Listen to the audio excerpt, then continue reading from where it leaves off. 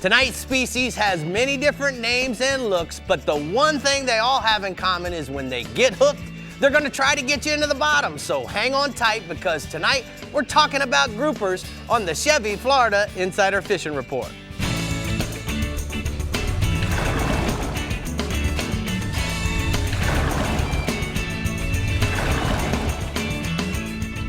Welcome to the Chevy Florida Insider Fishing Report, presented by Yamaha. We're heating up here on the Chevy Florida Insider Fishing Report as the sun stays hot and 4th of July weekend approaches. As we celebrate our beautiful country throughout the weekend and into Tuesday, we hope you're out on the water toasting with tight lines. Right, Rick? Absolutely, Bree. You know what I'm gonna do? What are you doing? I'm gonna go watch Dale Earnhardt run his last race at Daytona. I'll be doing a Chevy promotion, so I hope everybody comes out and supports Dale and checks us out at the Chevy display area. Yeah. Wish I was coming to that. But Dave Farrell at CCA Workbench knows a little bit about tight lines, don't you, Dave? A little bit. We're going to talk about fishing for a grouper, but we're going to talk a little bit about trolling for them. You know, we've always do the drop rigs and fishing for them on the bottom, but we're going to talk about how to catch them trolling. That's a little different. I like it. I like it. Sounds fun. Well, Rick, speaking of grouper, what can you tell us about them? Well, we got them on all sides of Florida. Yep. We got them in the Keys. We got them in the Gulf. We got them on the Atlantic. Black groupers, gag groupers, red groupers, scamp groupers, and then we have the monster, the Goliath grouper, Bree. And you know what? All our captains are gonna really have a lot of great reports to tell us on how to catch them. Yes, they are. And getting us started into this holiday weekend is Captain Jeff Hageman in the Flagler Construction Equipment Northwest region. You've got grouper, and we want to hear about it, Hag. Grouper can be found throughout my entire region. We've got a relatively shallow coast on my side.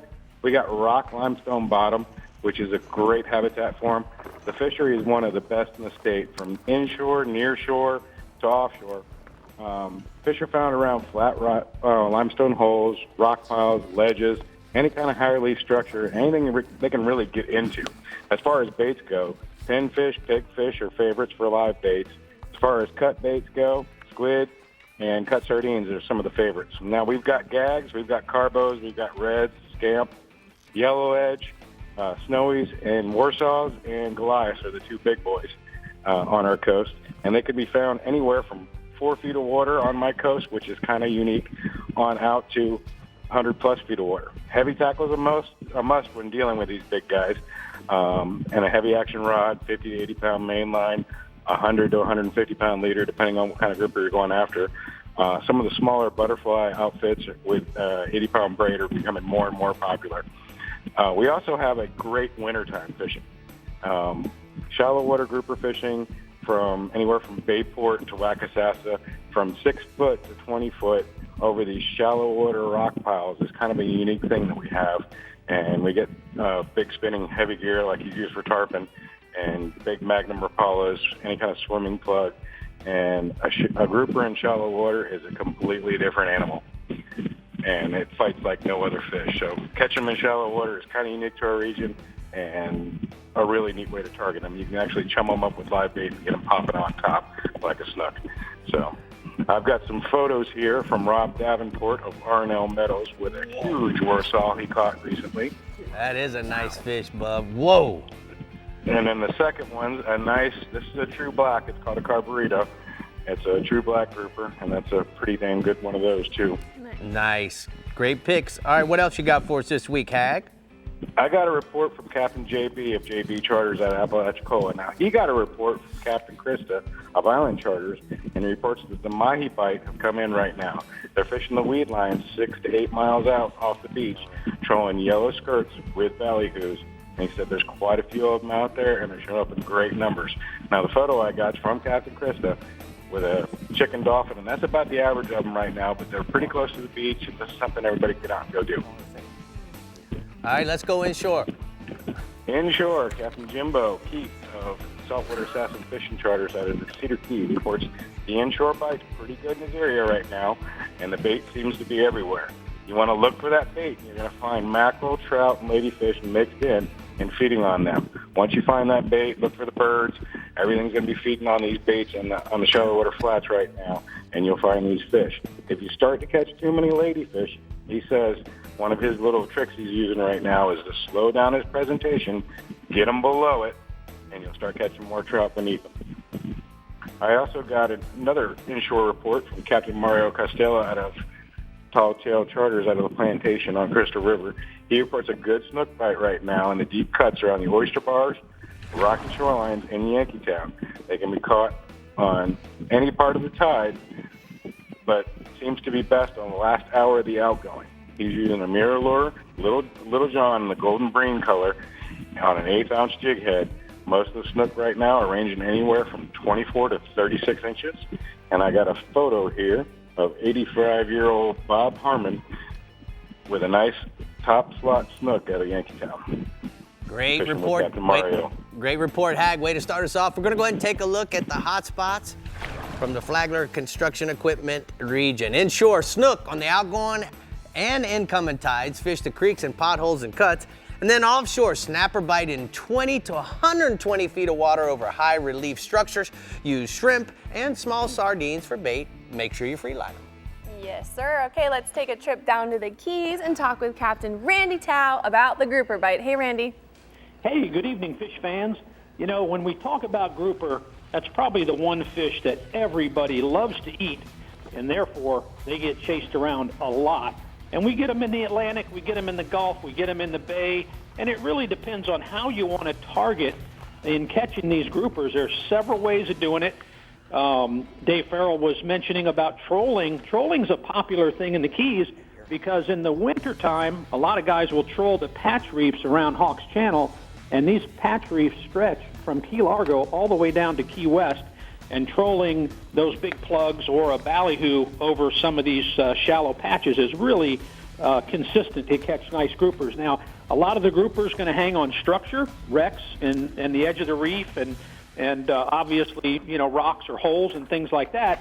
And a lot of the guys use live bait. They like a live bait like a grunt, pilchards, ballyhoos, that sort of thing. And you're going to want a stout fishing rod. I'll tell you what, you don't want to light line these fish because as soon as you hook them, their instinct is to go back to their house. And if you don't stop them, they're going to get you in the wreck every time. So you want to be set up to have success with them and make sure braided line is a very good thing to have. And also something in that 50 to 80 pound class, depending on the size of the groupers you're trying to target. And a lot of times you don't know if it's going to be a 20 pounder or a 50 pounder.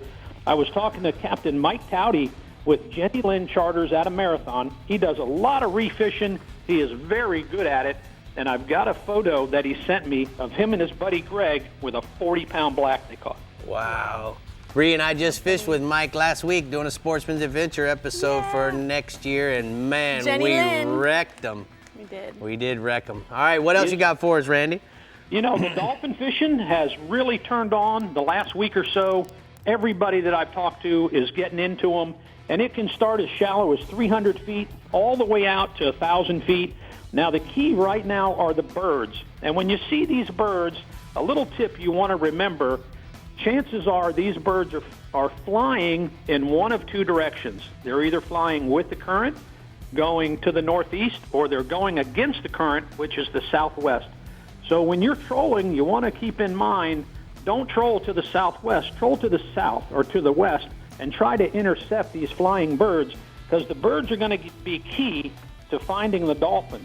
A lot of schoolies, a lot of gaffers, the big ones have been kind of few and far between, but if you're prepared and you've got your spinning rods ready and live bait is really helping right now, especially in the afternoon when that water temperature gets hot, will definitely help you get these dolphin to bite. But that's how you want to do it. You want to be ready because there's a few big ones, and if you're not ready, you're certainly not going to get a shot at them. I have a photo of Captain Nick Stanzik on the Broad-Minded. He's out of Bud and Mary's. We know him for catching swordfish, but every now and then he gets into some nice dolphin fishing. Well, it's a nice fish. All right, let's go inshore there, Bill. The permit have been around pretty good, especially on the bayside and in the backcountry. A lot of guys are kind of breaking away from the day-in, day-out tarpon fishing, and they're doing some other things. And the permit, we've had some good tides the last week, and there's been quite a few permit in the backcountry. Now, a lot of the strong incoming tides where you got that flood water that's maybe a foot or so higher than normal has been the best condition for these guys finding the permit on the bayside. A $50 size crab is working really well on like a 12-pound spinning rod. and get a cast up in front of them so that permit can see it, and you're sure to get a bite from them. Captain Skip Nielsen, he guides out of Bud Mary's also. He's one of the top guides backcountry fishing, and he's got a photo of Liz and Mark Harris with a nice permit they caught. That's a beautiful fish. One more species. What do you got, Randy? Snook, it's that time of year. Again, the tarpon fishing gets a little lean. Everybody starts branching out, doing other things, and it's been pretty good. The shorelines, the beaches, a lot of that area west of Flamingo has been pretty good on the incoming tide especially, and guys are doing the best with live pinfish on a 3/8 ounce lead head for best results. They're fishing the trees, the snags, and things like that, and they're also fishing a lot of the corners and some of the runoffs out toward the west, and they're having pretty good success. Some nice snook in the keeper size, and as this water temperature gets hot in the afternoon, especially on an outgoing tide, it slows down. So just remember that incoming tide's been the best. Thank you so much, Randy. We're going to go ahead and take a look at the hot spots from the Florida Keys region. Captain Randy says that this weekend we should probably go snook fishing inshore, look along the shorelines and the beaches on the incoming tide, fish live pinfish on a 3/8 ounce lead head, and then offshore, dolphins, start looking for the birds in 300 feet of water. Stay with them as they fly southwest or maybe northeast. That was a cool little tip you gave us about flying with the birds. Yeah, man. Good on you, Randy. All right, there's always tournaments happening in the Keys, so let's see what's coming up, shall we? Should. Okay. The Islamorada Summer Classic, scheduled for July 7th through the 9th, is a family-formatted boat tournament series featuring 9 backcountry and oceanside species. Trophies are awarded in weight and release categories, as well as private vessel and charter divisions. The Islamorada Fly Dolphin Tournament, set for July 10th through the 12th, is a new tournament offering awards for largest fish, most team releases, and more. The Marathon Marlin Tournament is scheduled for July 14th through the 16th and is to be based at the Faro Blanco Marine Resort in the Middle Keys. The winning team scores a free entry in the Key West Marlin Tournament. And the Havana Club Key West Marlin Tournament features $50,000 in cash prizes and is set for July 19th through the 22nd. The tournament is held in conjunction with the Key West annual Hemingway Days celebration in Espanol. And if that's not enough tournament for you, Like I didn't know. Andy Newman has more. Let's hear it, Andy. You don't know things. Well, hi guys. The Dale Brown Tournament, set for July 8th to the 11th, honors the late legendary angler who caught and released 513 permit, all on fly rod and all off the Florida Keys. Dale Brown invented and tied a fly called the merkin. It looked so much like a crab that permit rushed to eat it. The big beneficiary of the Dale Brown Tournament is Permit Research under the auspices of the Bonefish Tarpon and Trust. More details at dalebrown.com. Again, dalebrown.com. And for more information on all tournaments in the Florida Keys, go to flakeys.com. Keep your eyes peeled, Patriots. Coming up next, we're heading into the Panhandle region, talking with our special guest from Flagler Construction Equipment, and then seeing what Dave is rigging up at the CCA workbench. Dave, what you got going on over here? If the squid and the squid's not working for you, start pulling some big plugs, deep plugs. I'd eat that over squid any day. It looks better, doesn't it? It does. Sure do. We'll be back, guys. The Chevy Florida Insider Fishing Report is brought to you by Chevy, find new roads. Yamaha, reliability starts here. Contender Boats, performance through innovation. Daiquiri Deck, Sarasota's favorite place to meet. Humax, maximum saltwater protection. And Sea Sucker, get pumped. Oh, snap. Every truck guy has their own way of conveying powerful. Yeah, boy. Kind of looks like a monster coming to eat you. Holy smokes. That is awesome. Strong. You got the basic and you got the beefy. I just think it looks mean. Incredible. No way. Getting goosebumps. Get 17% below MSRP on all Silverado 1500 LT pickups in stock. That's over $8,100 on this Chevy Silverado. Find new roads at your local Chevy dealer. Meet the water's lightest 25 horsepower four-stroke, the all-new Yamaha F25, the new standard and 25 horsepower portable four-strokes. At just 126 pounds, it's got the best power-to-weight ratio of any 25 horsepower four-stroke on the water. With performance that bests the previous Yamaha F25 and features like Yamaha's VTS for precise trolling speeds, batteryless EFI, built-in resting pads, and carry handles, it's the perfect portable power for small boats.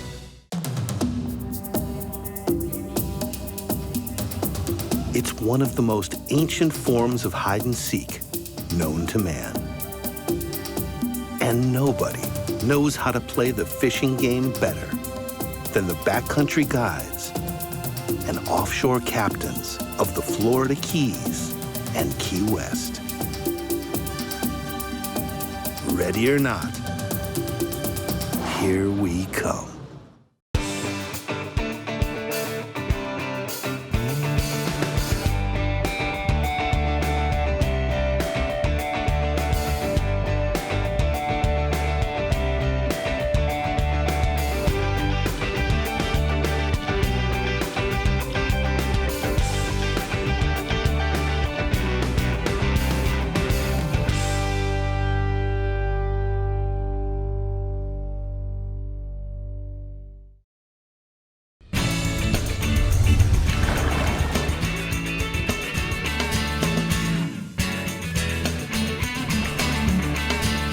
Welcome back, ladies and gents. Let's now take a look at the FWC news and notes. July 15th, there's a kids fishing clinic in Palm Coast, and August 5th, you can attend a PS boating course, that's public safety boating course, in Palm Beach. For more information, visit myfwc.com, but now it's time for Rigs and Techniques.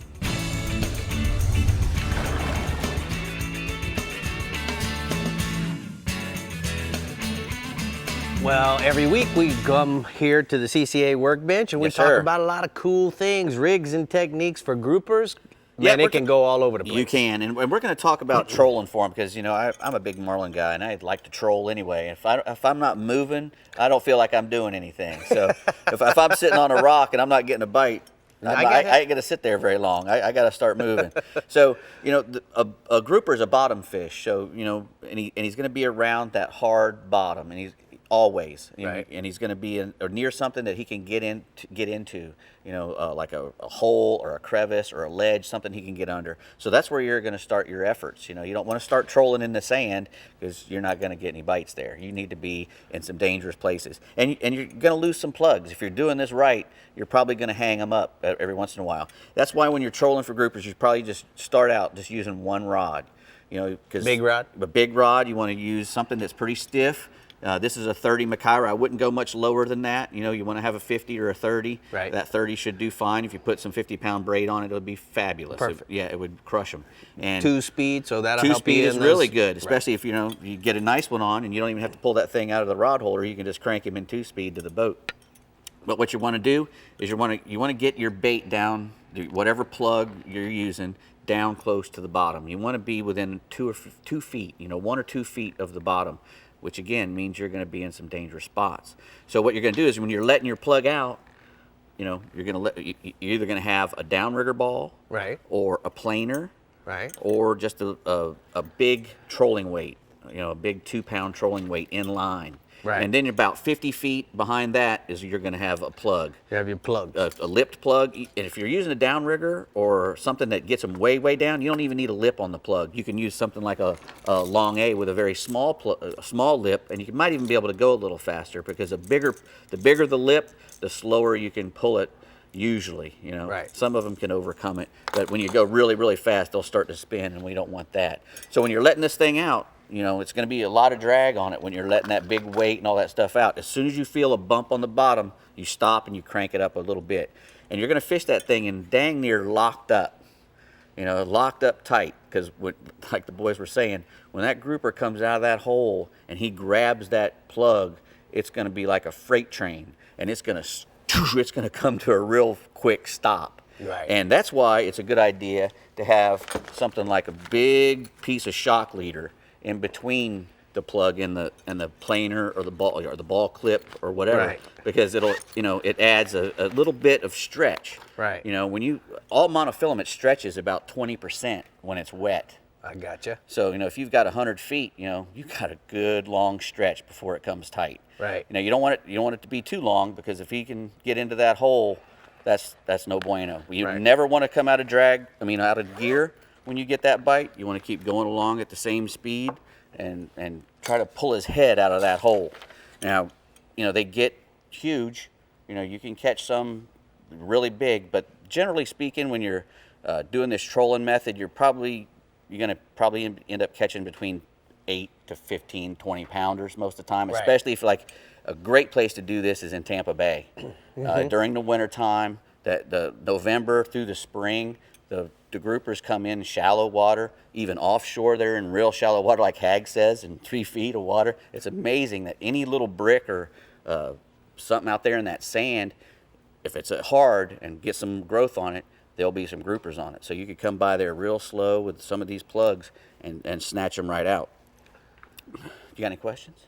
Yeah, you know what? Back when I first started fishing, a long, long time ago, we used to jig them with bucktails. Yep, these bucktail jigs work great, and they can also troll. You can put one of these big, you can put an eel ribbon like these that we showed a couple months ago. We had these on. These things are amazing.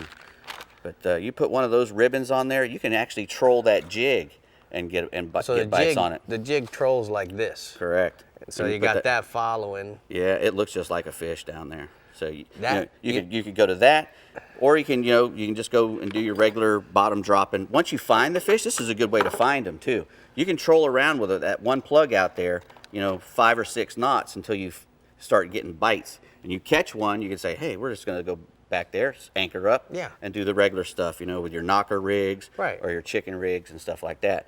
But I just like that bite is fantastic.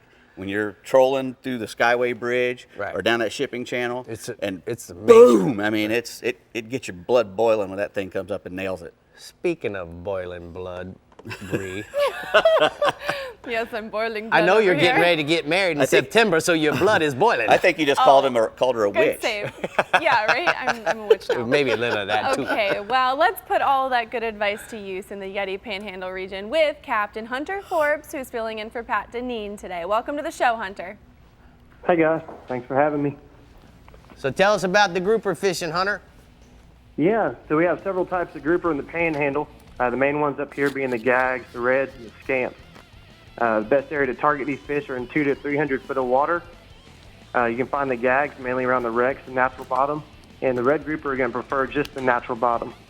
The southwest edge coming out of Destin, about 20 miles, is a great place to start for these fish. Just watch your bottom machine while you're working that area for the rock ledges. Generally, it's slower fishing than other bottom fish, but usually it's more rewarding. Larger baits are preferred for these, such as the horse herrings, the hardtails, pinfish, or even a bonita strip. Run these with 80 to 100-pound leader with 10 to 12-aught circle hooks, and the appropriate amount of weight to get you down at the bottom, kind of depending on what the current is. You can go up to 24 ounces on them. You're going to fish right near the bottom, and whenever you get the bite, you got to be sure to get him up quick. If his head goes back in that hole, you're probably going to break him off. Your scamps are located in these same areas as the gags and red groupers. 40 to 60-pound leader is going to work with a live cigar minnow. And we got a photo here. This is with Captain Chris Kirby on the backlash out of Destin. It's a nice gag and also a nice sow snapper. Both these fish caught around 200 foot of water. They're out of Destin. Doing good, Hunter. Tell us about some kingfish, bub.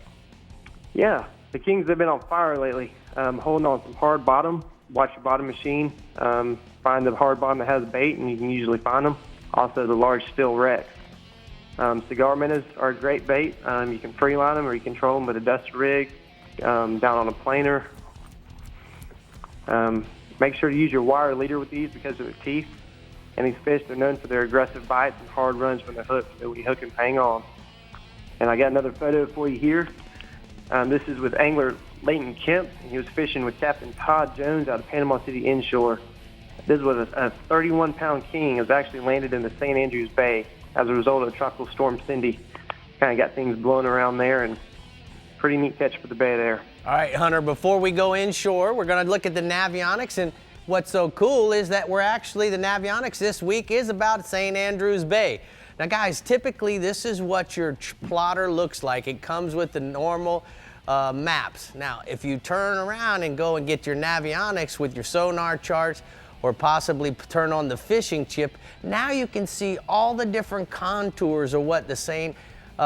Andrews Bay looks like. Now remember, if you want to go in there and fish, you're going to catch trout, flounder, redfish, but the key is that you got to understand where all the drop-offs are. Look for the mullet. That's where the trout will probably stage up, as well as the redfish. Out here on the outer edges, there's no telling what might happen. There's a good example with the kingfish, right, Hunter? That's right. All right, tell us about the inshore fishing, bub. And another fish using that too is the white trout. Most of the bays in the area are loaded with them. They're going to be caught around the bridges or other structures, as well as the muddy bottoms. But use your Navionics to find those deeper holes in the bay. That's what we're going to be in. I know St. Andrews Bay, that 30 to 40 foot holes, have been having them. Fish them on 2-hook rigs with 1 to 2 ounce weights, using pieces of squid for bait. And using those pieces of squid, you can catch up to 10 trout on one piece. It's a great activity to do with the kids. It's a good fish to target midday when other fish on the flats might have slowed down for you. And speaking with Captain Todd again over there in Panama City, he said he was catching some of those white trout up to 15 inches, which is a great white trout. All right, tell me about the red fishing. Yeah, go ahead. I'm sorry. Yeah, the redfish there in the Choctawhatchee Bay has been picking up too. We got a bunch of rain last week, and that stained water, a gold spoon has been a great lure to throw. And a live bait of choice has been 3 to 4 inch menhaden, both freeline or with a Carolina rig. They've been in the shallows both around the docks and grass flats. And like you said, look for the large schools of mullets. These fish are hanging around them. You can also slip up and get you a good trout mixed in. Most of these redfish are being mid to upper slot fish. And these same areas you're finding them in the day, you can also go at night and catch them underneath the light. All right, Hunter, thank you so much for filling in from the Yeti Panhandle region. We're going to go ahead and take a look at the blue water outrigger hotspots from the Panhandle region inshore. Triple tail. The bite continues to be strong around Indian Pass. Use live shrimp and check for them around the channel markers and the crab trap buoys. And then offshore, take advantage of the federal red snapper season being open on the weekends, finding big sows in 120 to 220 feet of water. I wanted to say 250 because of my 250 Yamaha all the time. 250. That's it, 250. Hunter Forbes, he was pretty good. He's great. I also really like his name. Yeah. Strong American name. American. Speaking of American, we're getting into the red, white, and blue spirit here on Kafifer, and up next, taking reports from the southwest and northeast regions, along with saying hi to our guests from Flagler Construction Equipment. So stay hooked. We'll be right back. I tried to roll my R, but it didn't work. The Chevy Florida Insider Fishing Report is brought to you by Bass Assassin and Saltwater Assassin, the best lures, period. Blue Water Outriggers, everything for your outdoor adventures. The American Fishing Tackle Company, precision tackle and performance clothing since 1958. Best parts, best prices, Bennett Auto Supply. Costa Sunglasses, see what's out there. And Casa Vieja Lodge, 5-star angling in beautiful Guatemala.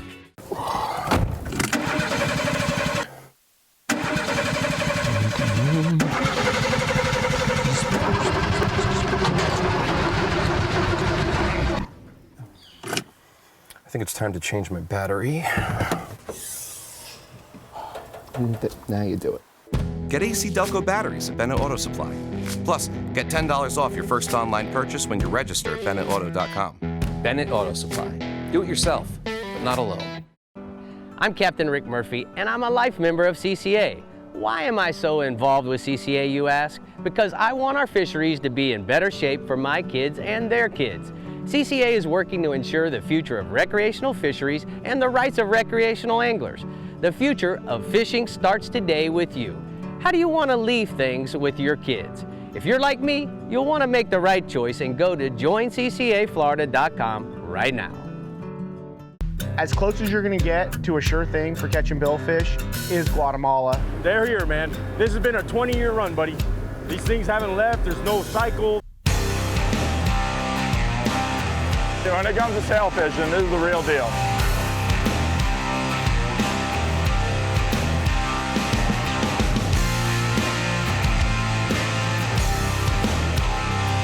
The amount of sailfish here is ridiculous. Hi guys, it's great to be here. In the desert. At the mall. On the mountain. At school. At the beach. In the Big Easy. Yeah. Today I want to show you guys the next gen Chevy Equinox. What do you think? That's pretty. Pretty sexy. It looks aggressive. But not overbearing. It's not too big, not too small. Seems like the perfect car for anybody. I would take it anyway. She's a bad mamma jamma. Current qualified GM lessees can get this introductory lease on the all-new 2018 Chevy Equinox for around $249 a month. Find new roads at your local Chevy dealer. Well, welcome back to the Chevy Florida Insider Fishing Report, and with me is my friend Mark McDonald from Flagler Construction Equipment. So Mark, people are wondering, why is a construction equipment being involved in a fishing show? It's a great question, Rick, right? First of all, we're passionate about the outdoors. We love fishing, we love hunting, we're on the water, we're in the woods as much as we can be, and so are our customers. And we share that passion. And so an opportunity for us to spend time with them out on the water means a lot. What you all are doing here to help promote conservation, taking care of the environment, something that we feel very strongly about. We want this great resource to be around for future generations so that we can enjoy it, our kids can enjoy it, their kids can enjoy it. And so it's just a perfect message and a great opportunity for us. Now I know one of the things that was the light bulb, so to speak, of going off is you guys have sponsored tournaments and you're involved in some of the banquets. Tell us about that. We are. We love to sponsor fishing tournaments around the state. We encourage our people to really get involved in their local CCA chapter. Again, really promote the environment, promote conservation, and do something active about it. Don't just write a check, show up and get involved. Now, not only is Flagler Construction Equipment part of this sponsorship, but then we have Takeuchi. That's right. So tell us about their equipment line that you guys sell. Yeah, we're really proud to represent Takeuchi. You know, they invented the compact track loader. They invented the mini excavator. They created this category of utility equipment that so many contractors and builders out there use today. It's really high quality. It represents the best in class, and we feel really fortunate and passionate, you know, about supporting it and promoting that equipment. So if guys want to find out, they go to the website. It looks to me like it's very easy to navigate. We offer new equipment, used equipment. We also have financing. What about the locations of dealers? Absolutely. So we have 7 branch locations around the state. We welcome folks to come in, drop by, see the equipment, visit with our folks. Or as you said, you can hop right on the website, click, send us a message, and one of our salespeople will get right back to you.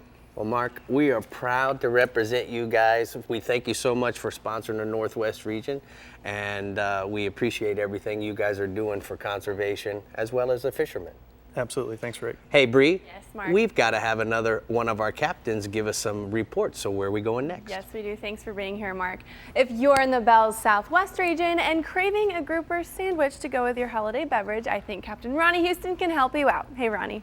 Hey, Bree. You know, groupers in the region can mostly be targeted in my region mostly as an offshore species. Not saying you can't catch them inshore, but they can be targeted all year round on the offshore side. Now, starting depths as little as 18 feet all the way out to 100 feet. But the most common depths that can be consistent at the right times are 45 to 75 feet at wrecks, ledges, and hard bottom. Now, fishing to shallow depths, use large lip diving plugs or simply white bucktails, depending upon the current, anywhere from 4 to 7 ounce with a glowworm or simply with some squid. But you can also use live grunts, pinfish, and cut baits work the best. Squid, also squid, herring, and sardines. Now, most common groupers are reds and gags, but we catch scamps and blacks are also caught. But let me give you a little tip. You know, most people have a route and spots already marked that they've learned over the years and run from spot to spot. If you start catching keeper sight fish in an area and you have another spot, for example, that's 5 miles away, before you go to that spot, watch your bottom finder and idle towards your next spot. You might see something similar to what you just caught fish on. Try a couple of these new spots you see along the way. You might surprise yourself. Some could simply be a bust, but I'll guarantee you with this little tip, you'll stumble on something new if you work this pattern. And I got a prime example of a nice fish caught in the region with Captain Mike Avanon. Simply working these patterns, fish like that right now are being caught. Now, still on the offshore side, the mangrove snappers. It's the time of the year and the weather in between the storms. Wrecks and ledges, 55 to 75 feet of water from Stump Pass to Sanibel. The key is going to be chum. Block chum, cut herring, pilchards are just enough to get them going. Once the fish get into the chum, small cut baits, like I said, squid, shrimp, and herring, Or while dropping back, another little tip I'll give you, a small live pinfish or live pilchards on the outside of the school have caught some bigger fish. You can pick up some of these smaller baits along the beaches on your way out or up in the northern end with the variety grass flats. Simply chum for your pinfish and head on out. Now, on the inshore side, got to keep talking about the snooks, but with the tides this week, you want to concentrate on early morning and late afternoon highs, Indian Key to Seminole Point on the outer Gulf points. Now, the early morning cracks, you want to use topwater plugs, walk the dog in bone, chartreuse, or orange, or a new bait I've been playing with and having a lot of success, the Bass Assassin Salty Snack in Golden Brim, or the White Titanic Water.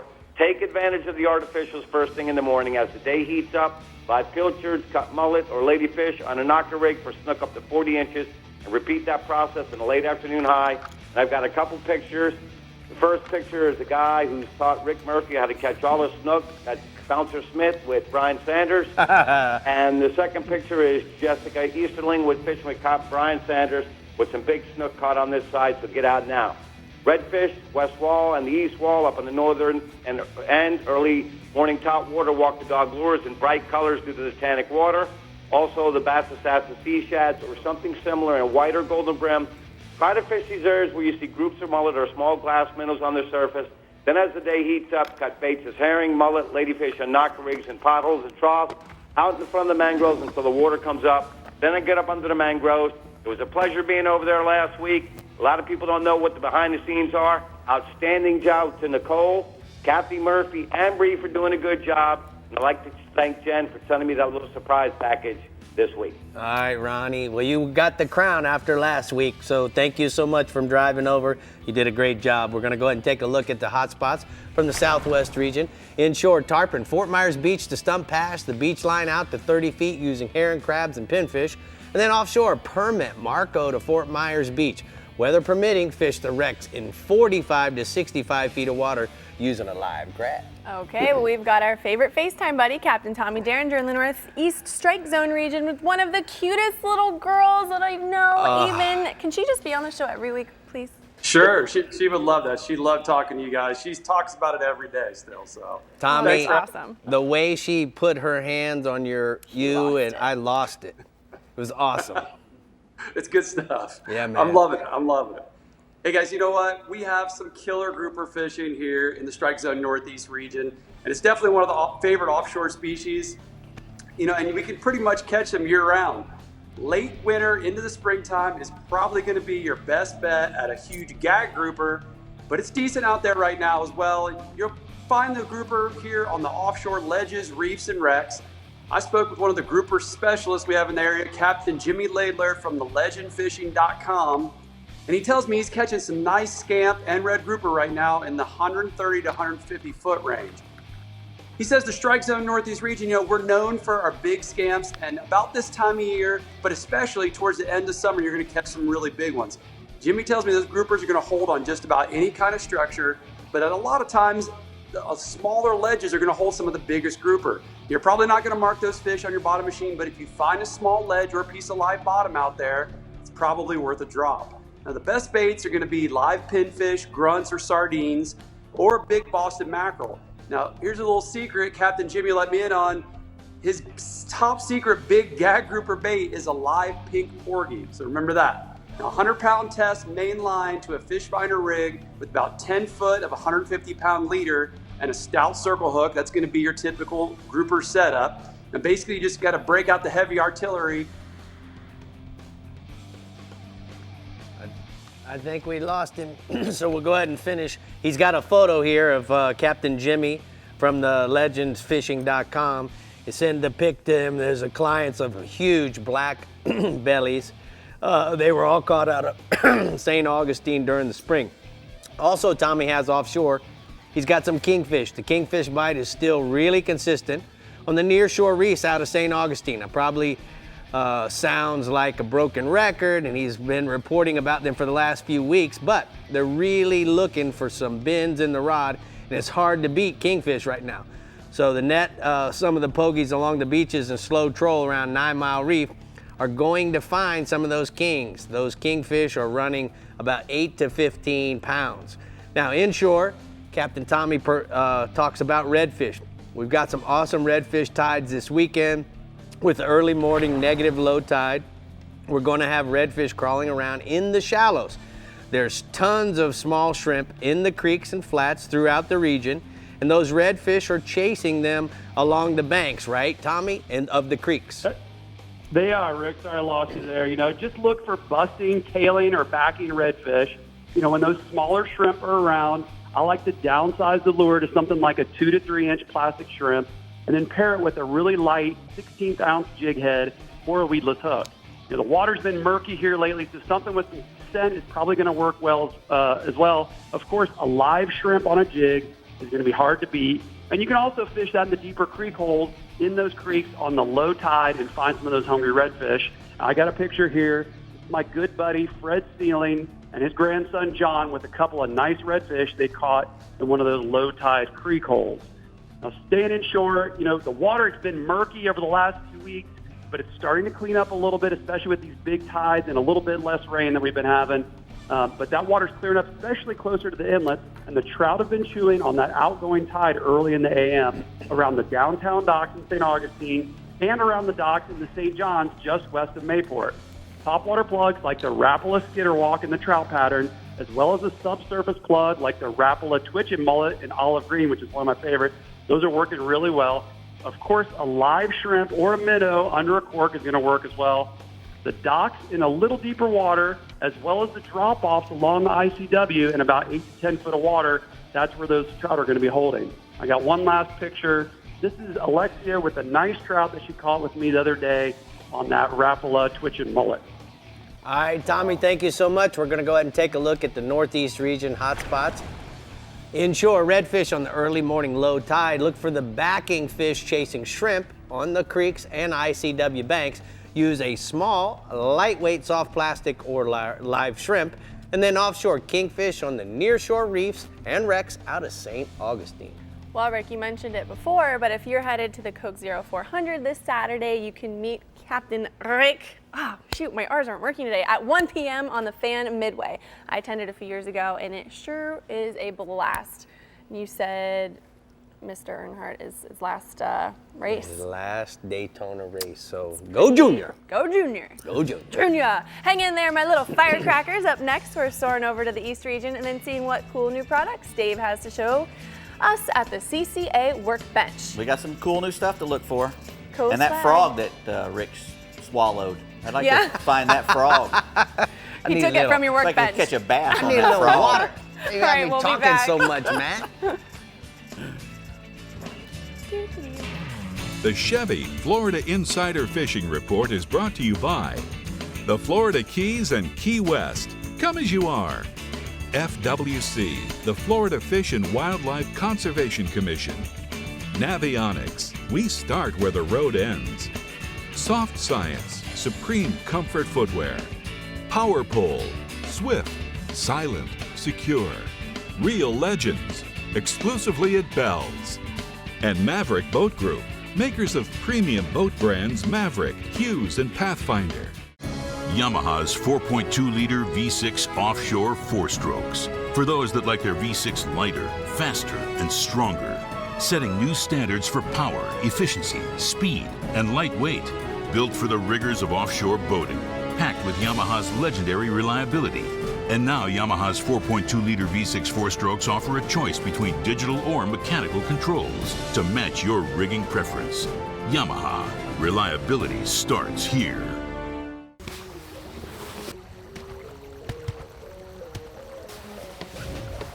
Hey, how do you like your contender? How do I like my contender?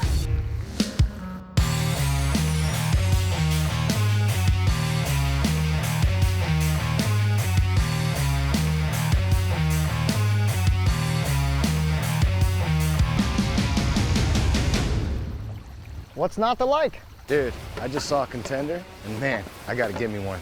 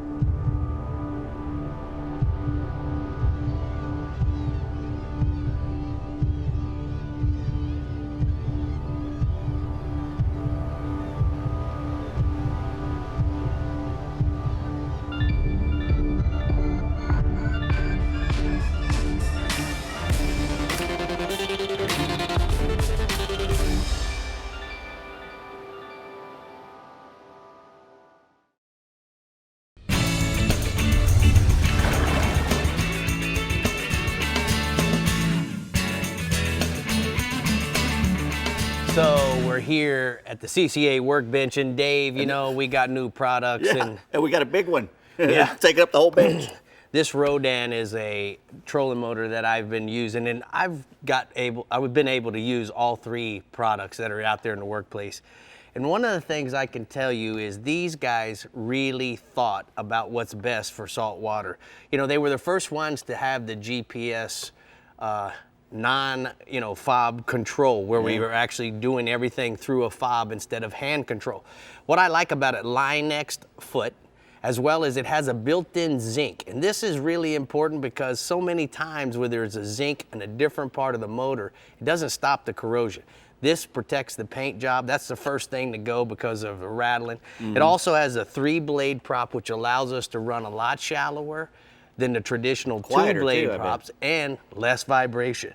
The other thing that really is cool about it is that out of all the motors I've used, this one has the most thrust.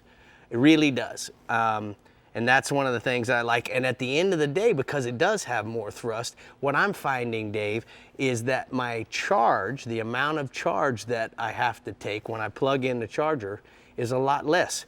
This motor will run on 50 amps or less. So we put a 50 amp breaker where the other trolling motor companies have to require 60 because they draw more amps. So that's a real plus. 24-month warranty. It's forever. And the other thing too is, look at how small the remote is.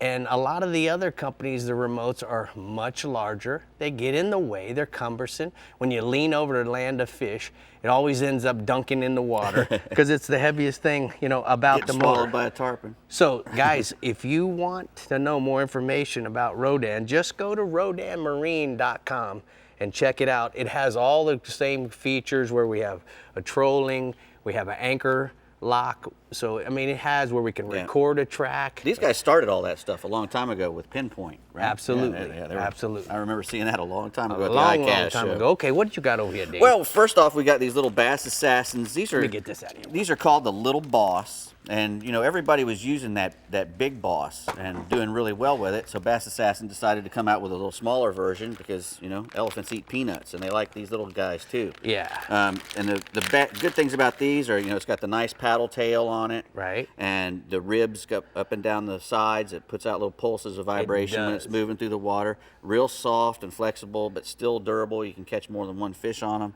You know, trout, redfish, black drum, red drum, anything that swims and eats a little tiny mullet would love to eat this little joker. No doubt. And I think the ribs, not only the vibration, Dave, but I think it allows you to work the lure slower because the ribs create some drag on the sides. I imagine it would. They probably wouldn't slide in the water as easy. Well, I want you to take some of these home I and will. make sure you test them for me. I'll do that for you. That's part of your job. That's pretty easy.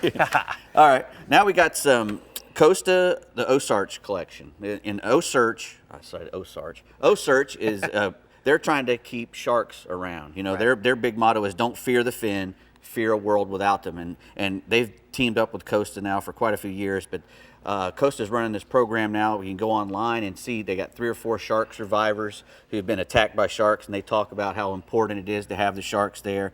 If you go on there and you buy one of the Osarch sunglasses, you get a nice Tervis tumbler to go with it for free, and you know.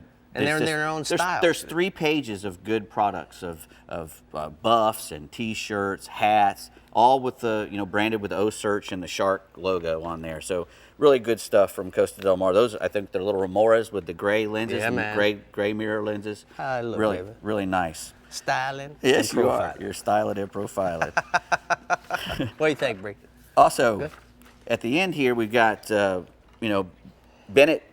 Bennett Marine is going to start every week on our show. We're going to give them a few seconds at the end of the show to feature one of their special deals that they're going to be giving out. Right. And our watchers get to see it first. Right. And so this week, Bennett is doing a buy one get one free until July 31st on the Startron.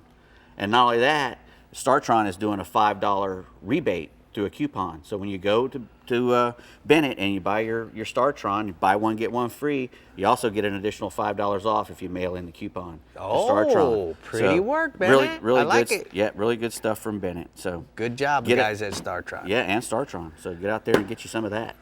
Get you some of that. Get I you like some the of way that. that sounds. Well, get you some of that, Bree. Where are you going?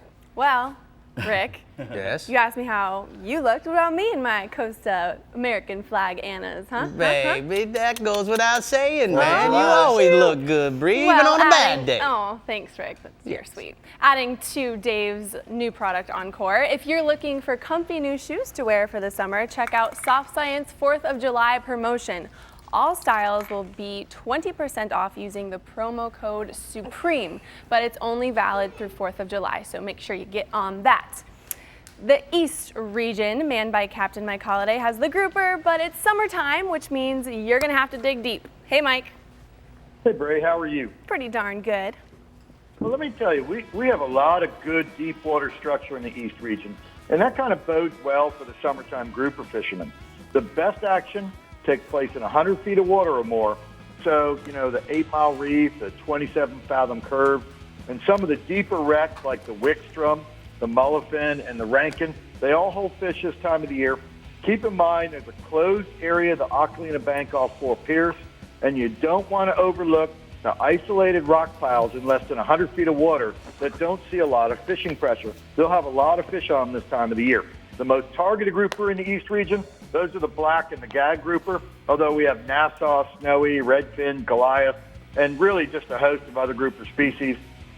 You know, they're structure-oriented fish, so you want to target them in, you know, with 50 to 100-pound, 120-pound line, 80 to 100-pound monofilament leader, and a 6.0 to 10.0 VMC inline circle hook. And then for baits, redfins, pilchards, sardines, cigar minnows, or grunts. Those are going to be tops on your list. Fish them either live or dead, but you know, a pinfish or a sand perch or a mullet, they'll also work really well, as do the Williamson Speed and Vortex jigs. I really like the macro colors for fishing them. Average group for my region is going to be 10 to 25 pounds. And I got a photo. That's Hillary Martin with a big Goliath grouper. She hand-lined off the St. Lucie Inlet, and she was fishing with her dad, Scott Martin. Wow. Man, that's a my big one, boy, isn't it? Scott. Anything that looks like a bass, he's going to catch it. It's funny. Good job, Well, Scotty. You know, the other thing is we're starting to see the first of the summer cold water upwellings in my area. And those drop the water temperature, and that typically pushes all the cobia in the area to the surface as they kind of look for warmth. A lot of times the fish will push in close to shore, and you can find them all schooled up on the beach, usually between Hope Sound and Fort Pierce Inlet. You'll also find them following big sharks. You'll find them on turtles and on manta rays, and as well as just, you know, like free swimming around the reefs and wrecks up on the surface. So this time of year, you should never leave the inlet without at least one spinning rod rigged with a chartreuse jig or a chartreuse dye dapper with a 1-ounce jig head on it, or at least a hook bait that's in the live well and ready to toss to any fish that pop up. Because, you know, a lot of times you'll pull up to a reef or wreck, and the cobia will just kind of appear out of nowhere, or they'll follow a hook fish right up to the boat, and you really just got enough time to turn around, grab a rod, and get one cast at the fish before it disappears. So you want to be prepared for them. And, you know, live pilchard, sardines, redfins, grunts, really any small fish, shrimp, crabs, those will all get bit. Average cobia in my region is going to be 8 to 30 pounds, but there are some big fish. I got a photo there of one of them. That's Bob Gomlicker. That's a stud cobia. He caught that off the back of a shark, and that fish ate a live sardine. Good job, Hollywood. All right, let's go inshore, man. Well, you know, the sea trout bite in Indian River between the power plant and the moorings area of Vero Beach has been really good up until about 9 o'clock in the morning, but really once it starts to get hot, it goes later on the overcast days. On the west bank, the docks off Midway Road, that stretch like from Midway Road to Savannah Road, and then the Spoil Islands north of Harbor Branch, those are, you know, just covered up in 2 to 4 pound sea trout this time of the year. So, you know, if you're looking for a big trout, you're better off going to like the submerged sandbars off Middle Cove or the shoreline around Queens Cove and work with the, you know, the mullet schools that are in those areas. The hottest bait out there right now is a saltwater assassin 4-inch shad in that green hornet color or a panhandle moon colored 5-inch dye dapper. Work them, you know, around the mullet schools, also in the shallow potholes in the, you know, in the grass. You can also fish shrimp, pinfish, pigfish, any of those under a popping cork, or you can free line a pilchard or a thread pin.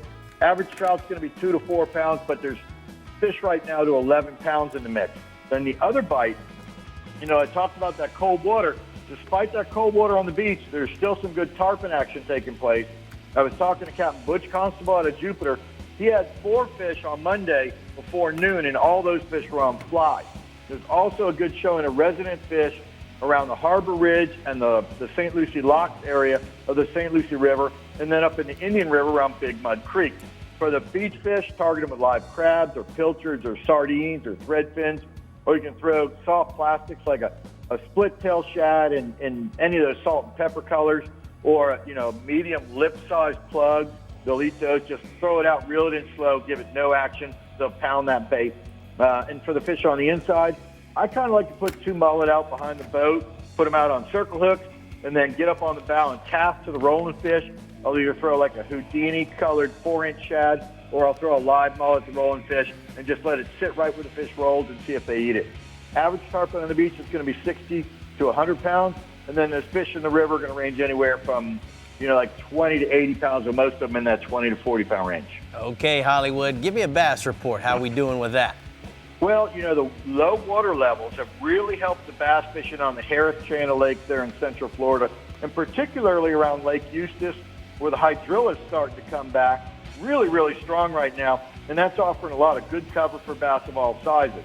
If, lots of action is what you're looking for, you're better off to go to Lake Harris, look for the schooling fish feeding at first light, and throw up, white spinnerbait, a dark-colored swim bait, or a topwater plug, or lipless crankbait. You'll get 20 fish fight before 8 o'clock in the morning. Then it's time to switch to live shiners.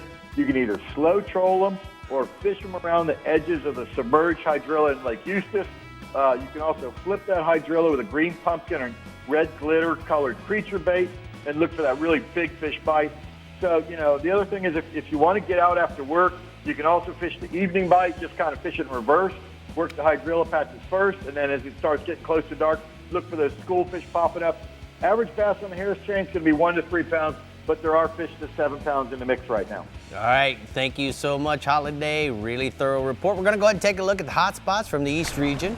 Mike says inshore, catch and release snook at Fort Pierce Inlet on the last of the outgoing or the first of the incoming tide, which is low water Bree. Live pilchards or green hornet colored 4-inch sea shads will work. And then offshore, kingfish on the offshore bar south of Fort Pierce, live Spanish sardines, blue runners or mullet on a number 4 wire stingray. And that kingfish is the truth. We caught so many up off St. Lucie, and we even caught a 40-pounder. I saw the pictures. Red, white, and blue. Red, white, and blue. It was super fun. Okay, if you plan on fishing in the southeast and central west regions this Independence Day weekend, we're headed to you next. So stay tuned and get that flag ready to fly. We singing now? Yeah, why not? The Chevy Florida Insider Fishing Report is brought to you by Rapala. Catch the latest at Rapala.com. Startron cures and prevents ethanol fuel problems. Yeti, built for the wild. CCA Florida, the voice of recreational anglers for over 30 years. Strike Zone Fishing, your fish hunt paddle store. And Guy Harvey, marine wildlife artist and conservationist.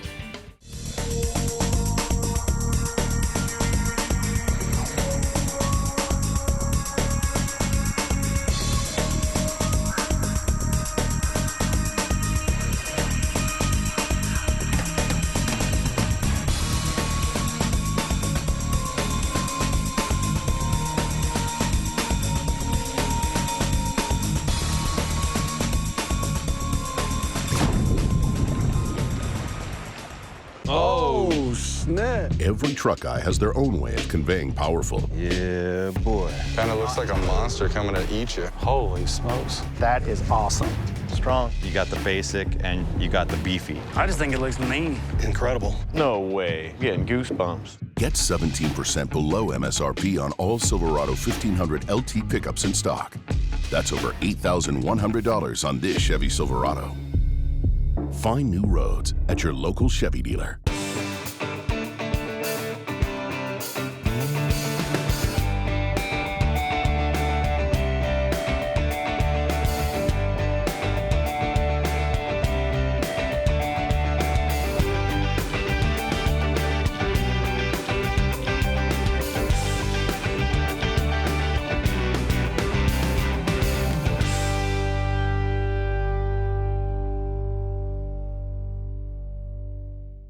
Flagler Construction Equipment is your certified Takeuchi equipment dealer, servicing 55 counties in Florida. With Takeuchi, you get brute strength combined with bulletproof durability. That means low downtime and optimal production. Flagler Construction Equipment is the partner for all your Takeuchi sales, service, and rental needs, and your first and last stop for legendary customer service and support. Pros know Takeuchi. Get to know Flagler Construction Equipment by stopping by one of our 6 locations or visit us on the web at www.flaglertakeuchi.com. So Colin, check out the new F25 by Yamaha. Bub, we're talking 126 pounds of love, making this the lightest 4-stroke in its class.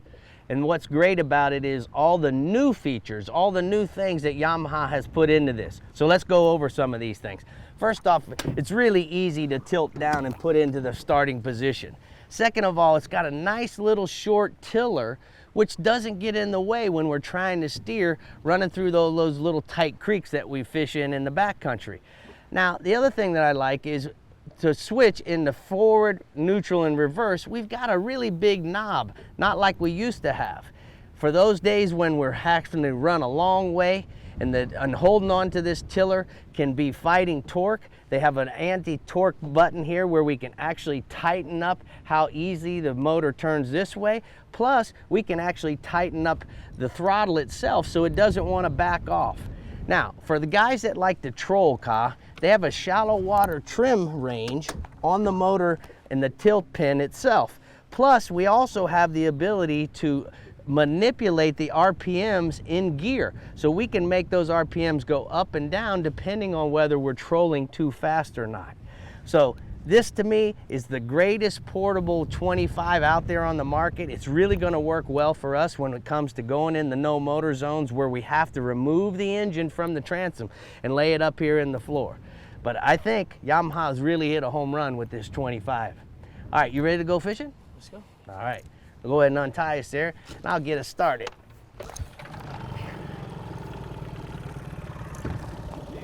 So Bree, yes, I'm telling you that little baby is perfect because more and more in Florida we're getting these no motor zones. You can simply unscrew that, roll it over on its side, drag it up into the boat, and lay it in the floor, and now you're in compliance of all the rules and regulations. Cutie Patootie edition. Oh, so cute. It is so powerful. And powerful, cute and powerful. There's lots of fun fish to hook up to in the Southeast region, and Captain Rick Thomas, who is filling in for his bro in the Casa Vieja Southeast region, is going to tell you all about it. Hey, Rick. Well, how are you doing? Well, the 3 types of grouper that we most commonly catch in our Southeast region are black grouper, gag, and red groupers. They can all be found in the same areas. Any coral reef, ledge, or wreck structure from 15 feet out to 300 feet of water are great places for them. And this time of year when the water is warm, most grouper are found in the deeper water from 90 feet out. They can be caught drifting or anchoring over structure and fishing with live pinfish, grunts, blue runners, or cut baits like bonita, mullet, or jigging with ballyhoo or butterfly jigs. You know, I like to fish 30 to 50 pound tackle because you need something stout to get the fish off the bottom, and use a 50 to 80 pound leader, and I always use circle hooks. Now in the winter months, these same fish will move, when the water's cooler, they'll move into shallower water, and one of the best ways to put some in the box is to troll over the reef in 15 to 40 feet of water using a wire line outfit with a 3 to 6 ounce feather in front of a double hook ballyhoo, or by trolling Rapala X-Rap 20 or 30 or the reefs, and I like to use an X-Rap with a red head and a white body. The best trolling speeds are around 4 to 6 knots. And remember, grouper season is closed from January 1st and reopens on May 1st. Unfortunately, the closure is during prime grouper months, but if it helps ensure that there are going to be more groupers around in the future, I'm all for it. Now this picture is an 18-pound gag grouper that we caught on our deep line while we're out kite fishing off the Key Biscayne. Now moving offshore, the dolphin fishing still remains real steady. They've been anywhere from 5 to 15 miles offshore around scattered sargassum weed. Most of the fish have been schoolies in the 3 to 5 pound range. They've been with birds working over them, in which we've been spotting through our binoculars. Now once the fish are located, we've been trolling with lures and feathers and casting small live bait or cut baits. And a few larger fish that have been caught have been under frigate birds and around floating debris. Now inshore, The flats at the south end of the region has still been seeing some great permit fishing. Captain Joe Gonzalez has been fishing both the inside and outside flats from Soldiers Key south to Angelfish Creek and finding both cruising and tailing permit. Look for hard bottom flats with good moving water on both the incoming and outgoing tide. A small live crab placed in their path will usually get a bite, or you can try placing a crab pattern fly in front of them. Wait for the sun to come up to get prime visibility, or if you have overcast conditions, try working over light colored bottom. Most of the fish have been smaller than usual in the 6 to 12 pound range, but plentiful. Now also, the tarpon action has been really good throughout the region. All the inlets and their adjacent beaches have been alive with tarpon. In the north end of the region, a live mullet's preferred bait. In the south end, crabs have been best. Tide isn't much of a factor, but when fishing the inlets, just look for moving water. All the bridges, the ICW, have also been holding tarpon. They've been feeding on both live crabs and live baits.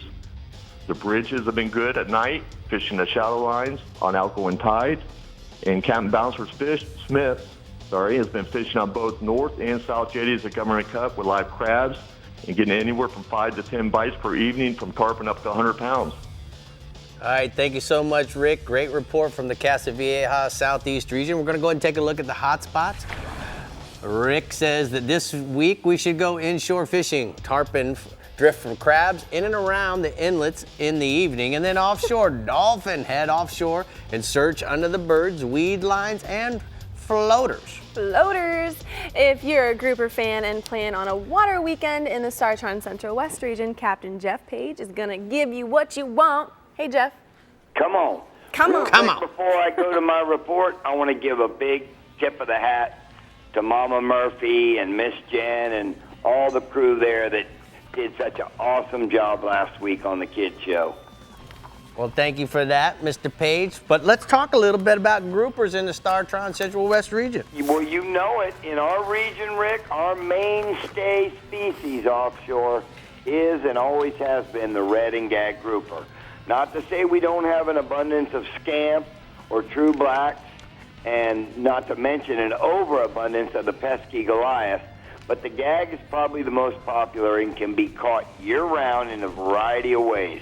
First and most popular is the standard bottom rig fishing with live baits like pinfish, grunts, big pilchards, thread fins, and then also frozen sardine and squid work real well over hard bottom and ledges, wrecks, and reefs.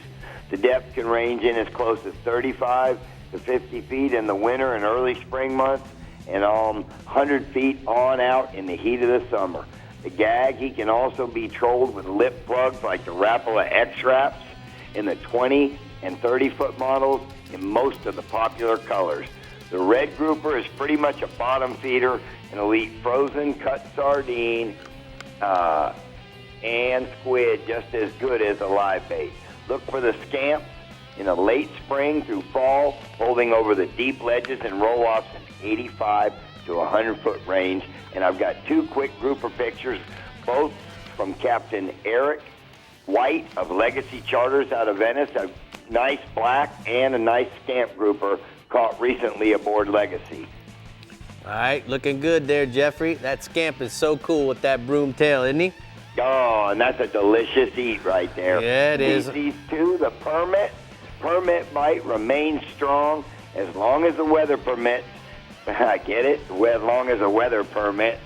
And yeah, lots of quality permits holding on the M reefs, which are in that 7 to 11 mile range, and they've been taking live pass crabs with a small split shot to get them down.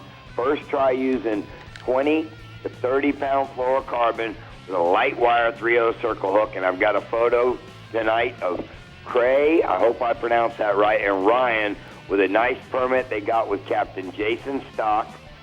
And then moving inshore, species one, I know you like them, the Spanish mackerel, with a push of big schools of small fry bait, especially in North Sarasota Bay and South Tampa Bay.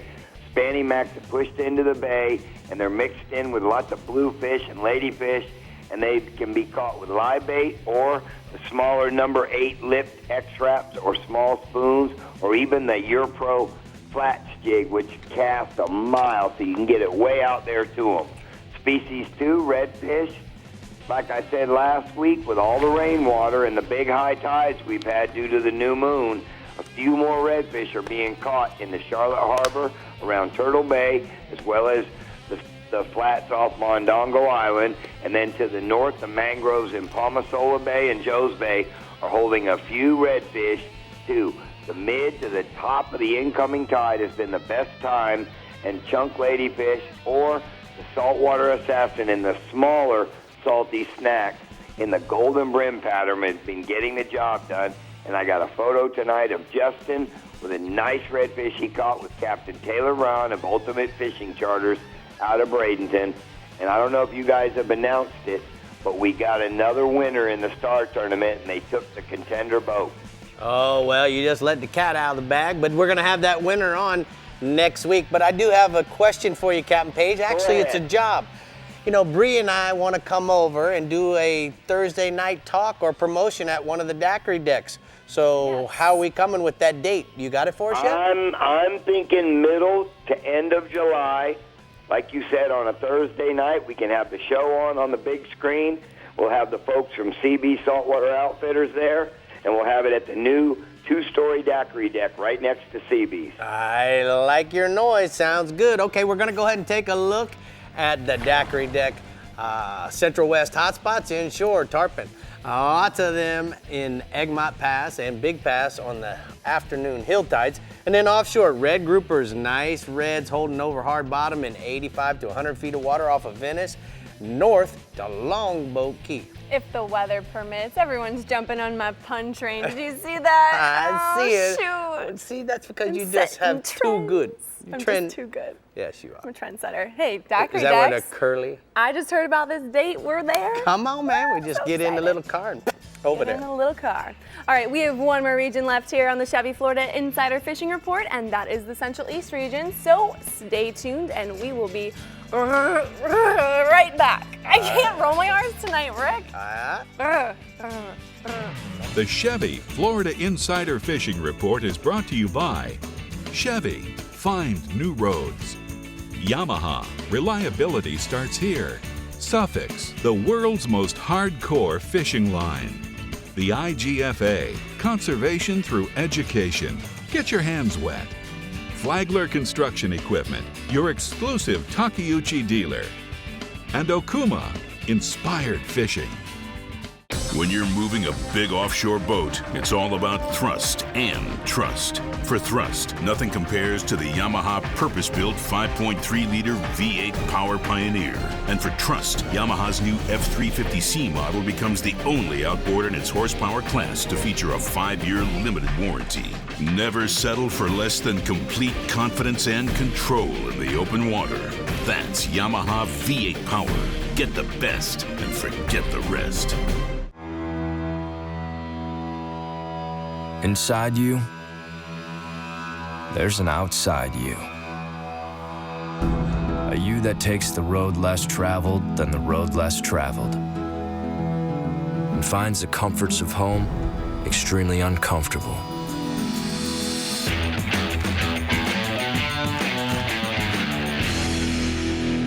This is for that you. Remember the glory days of gasoline? It's just not made the same anymore. Kick your gas into gear with StarTron. Pump up the performance in all of your engines. Cure the problems of ethanol with the power of enzymes. And maximize your mileage every time you drive. Kickstart your engines with StarTron.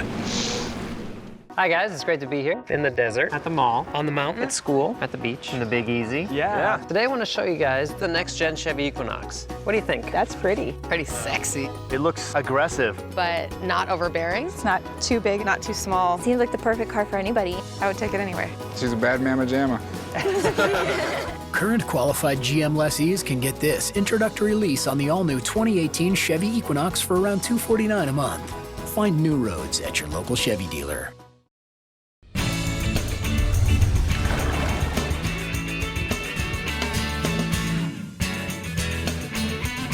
Today's powerful tip, guys, is about showing your boat a little love.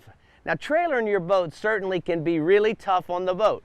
It's vibrating, the roads are always seem to be under construction, and it vibrates the heck out of the boat.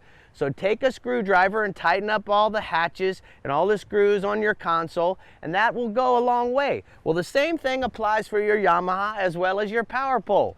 Now, some of the key places that you want to focus in on using a 1/2 inch open end socket as well as a ratchet, we want to make sure we tighten up any of these brass parts. They have a nylon washer and lock nuts. Any place where these bolt, we want to make sure we tighten up all of these, checking them from time to time.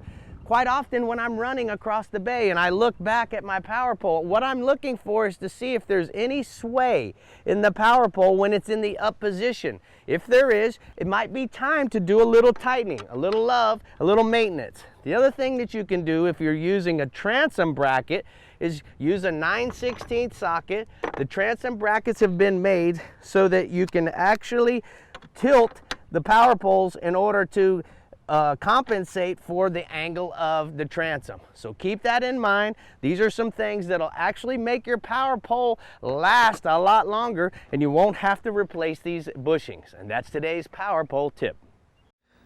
You know, it's hard to do those when you don't take a breath. And I just heard myself breathing hard. I was like, I tried to do 2.5 minutes breathe. without, yeah, exactly, there it is. So breathe, speaking of just breathe, you know, 4 years ago, you became the host of the Chevy Florida Insider Fishing Report. Can you believe that? I can't. But what I'm impressed about is the fine lady angler you've become. What's the thing that you enjoy the most about your job? I think I've learned so much over the past 4 years. I did not fish before that. I mean, I did, but I've just learned so much from you and Dave and all the captains on the show, and just being able to travel and check off that species list. I love every second of it and can't wait to do more. Well, I know in my 27th year. I know you caught a swordfish, and you That was guys huge should check it out bucket on our Instagram, you know? Yeah. Well, if you guys are going to be heading through the Bell Central East region for the Daytona 400 this weekend, take a few hours and go catch a memory with Captain Jim Ross. Close us out with a bang, Jim. Well, I'll tell you what, talking about a bang, Bree, you know, what Rick was just talking about a second ago with your angling skills, I was very impressed the first time I had you on my boat because we were sight casting to triple tail with free-line shrimp, and you got some really nice shots at those fish and caught some decent fish. So I was very impressed with that. Thank you. So, Thank you very much. Congratulations for your 4 years. Hey, you know what, swinging offshore, we've got the grouper here. Throughout the year in Central Florida, obviously we have a season on them that starts in May, but we've had some cold water upwellings, you know, this year early, and it's really kind of messing with some things. But most of the time, our gag groupers are in the 20 to 30 pound class, and they hold on the reefs and wrecks between about 180 and 250 feet of water for the most part between Sebastian and Ponce Inlet. Live croakers, grunts, and pinfish are your great bait choices. But like I said, we've had those cold water upwellings, and it's kind of put the bite, it's kind of shut the bite down a little bit. As soon as we see some returns to more normal temperatures, we're going to start to see more grouper coming over the gunnels of some of these boats. But I'll tell you what, if you guys and gals want to take a tip or learn how to do this, Captain Scott Busson of FishRelentless.com is absolutely no stranger to putting big grouper on the boat. I've got a photo here with Captain Scott's a couple of nice fish that he put the Brown family on. Scott is absolutely one of the best out of the Central East region. If you guys are looking to learn how to do it, he's a great guy to teach you. Man, I'm telling you. Inshore. Go ahead, bud. Rick. I'm sorry. Swinging inshore. The tarpon action has been hit and miss along the beach this week. We've had some really good spots where the fish are holding in tight to the beach, beating up on the bait, and then we've also had some large, vast areas that have just been devoid of tarpon. So running up and down the beach, burning a lot of fuel is what's happening right now. But if you're looking for tarpon, you look in less than 20 feet of water from Vero all the way to Ponce. Find bait concentrations and slightly warmer water. And when I say slightly warmer, some of our water is 73, 74, 75 degrees. If you can find it 77 or 78, that's where you're going to find those tarpon. Most of our fish are running about 60 to 100 pounds right now. And I'm telling you, you don't want anything any bigger because they make your arms turn into jelly. Here's one that I've got a photo of that we were bringing to the boat just the other day. So you guys and gals obviously realize that they're one of my favorite fish, and hopefully we'll get Rick and Bree up on some of those tarpon here real soon too. Heck Now, swinging inshore. Snook action has been really decent along the docks and mangroves from Vero to about Malabar. Anywhere north of there, we've had a lot of freshwater influx from all the rain, and it's been a little more difficult. Live shrimp or shrimp imitations are the best thing to use to get them to strike. And use a little like a 1/0 or 2/0 size VMC pinhead. It's called a pinhead model VMC hook. Very heavy duty, very sharp, works excellent when you're free lining around heavy cover. When you feel that thump, reel like crazy, set the hook, and try and get them out of those branches or dock pilings. Most of our fish right now are running about 20 to 27 pounds, but some of those lagoon snook are running into the 30-inch range, so don't be surprised if you don't get some bigger fish.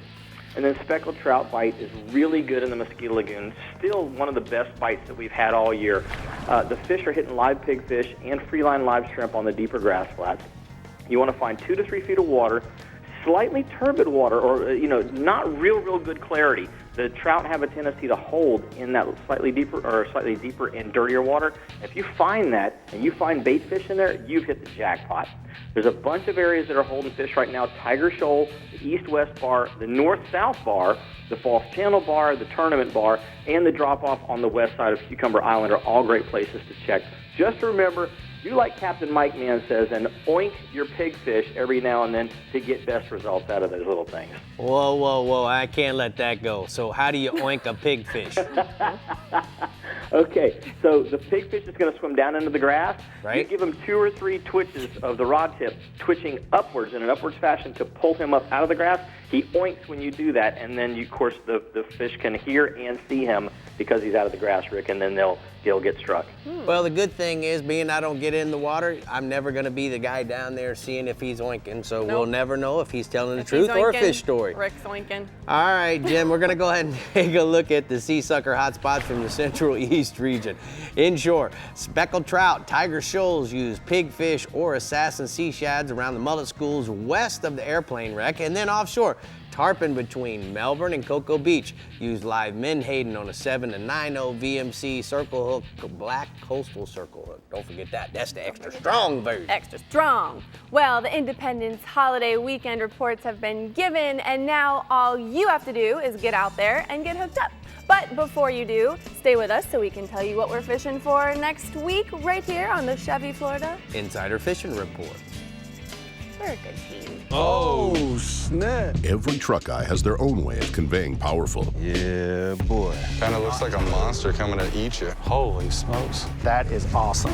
Strong. You got the basic and you got the beefy. I just think it looks mean. Incredible. No way. Getting goosebumps. Get 17% below MSRP on all Silverado 1500 LT pickups in stock.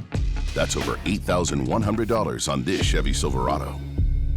Find new roads at your local Chevy dealer. The ultimate predator has evolved again. Now, Yamaha VMAX SHO Performance is prowling the waters in 4 hungry, exciting new models.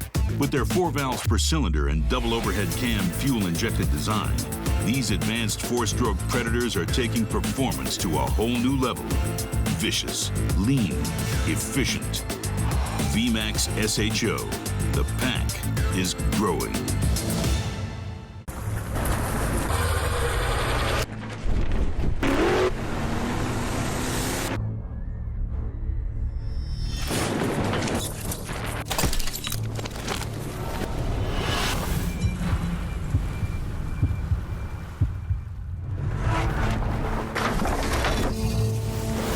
When you're paid to put fish in the boat, you don't mess around with the thing that puts fish in the boat. Always use the best line. Thanks for tuning in to the Chevy Florida Insider Fishing Report. Be sure to like us on Facebook and follow us on Twitter and Instagram to keep up with our captains, contests, and appearances. You never have to miss a show. You can find full episodes, special segments, and updated fishing reports from your region right on our homepage. Just head to ChevyFloridaInsiderFishingReport.com for everything you need to know to stay hooked up. Get excited, guys, because next week we are dropping to the deep end for, the swordfish. That's a big beaked catfish. Yeah. He's got a big bill on him. So, That was Bree, awesome. you got birthday coming. I do. I You love know my what? birthday. I don't know anybody who actually has fireworks every year for their birthday. My boy Spencer's July 3rd. He's almost there. Yeah. So Dave, Well- you know what we gotta do? We gotta give Bree a birthday hug. Happy That's 4th not of hard. July, everybody. See you next week. I'll be older.